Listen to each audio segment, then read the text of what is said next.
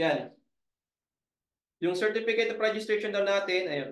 Business taxpayers are not required to replace its existing BIR certificate of registration that includes registration fee. Malinaw. So hindi natin kailangan mag-update o palitan. The COR shall retain its validity. Although the registration fee is shown therein, o kahit nandun yung registration fee, okay lang yon. And the taxpayers are no longer required to pay the annual registration fee kahit nandun yung registration fee sa COR. Kasi it will be automatically deleted sa system ng BIR na. Updating the COR is only necessary if there are changes to the registration information excluding registration fee reflected in the COR. O, nag-change address ka, yun ang updating. May additional tax type, yun ang updating. May additional business name, yun ang updating. May correction dun sa address, yun ang updating natin.